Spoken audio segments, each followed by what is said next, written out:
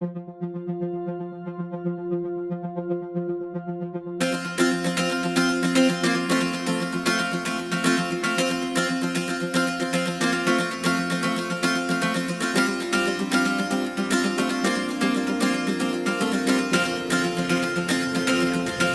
dan svima, vama ovdje prisutnima u klubu Azimut i svima koji nas pratite online putem društvenih mreža na ovome već 8. izdanju Croatian Travel Festivala. Viki si imao nekoliko akcija čišćenja plaže na Jadranu.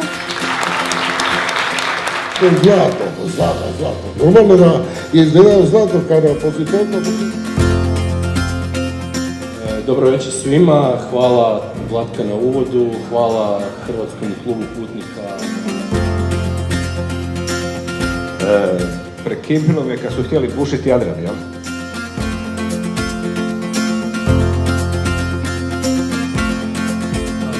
Pozdrav moji dragim Šibenčanima, po 5. put sam ovdje.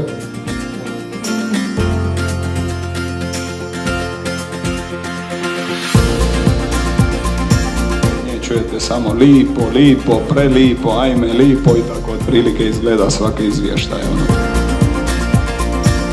Treba biti uporan i raditi konstantno jer uspjeh ne dolazi preko noći.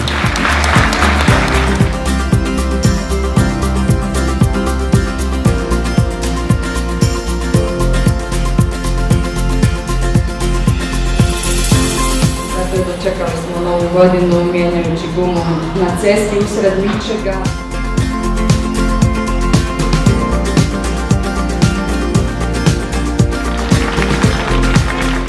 Uglavnom, stalno treba putovati, obožavam putovati.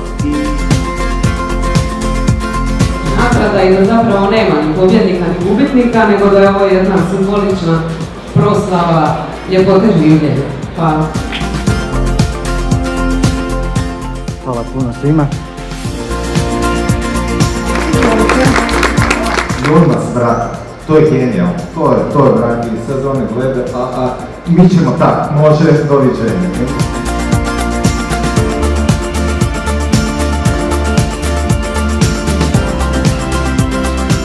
I just got this desire to go and do a big expedition, walking the Nile and write a book. And my life changed. Kad sam ja bio na Kubi, ti se nisi rodio, tako da ti ne znaš kada ovo.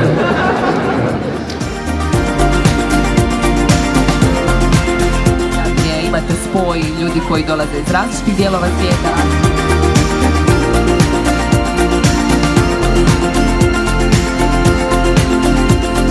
Shvatio sam svijet kakav je danas, upravo zahvaljujući ovom putovanju Južnom Amerikom.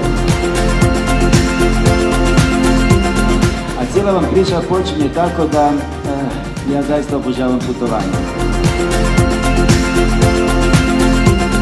Hvalim Vlatki i festivalu, naravno i Nikoli što me pozvao i smatrao da sam dovoljno zanimljiv da dođem ovdje i predajem.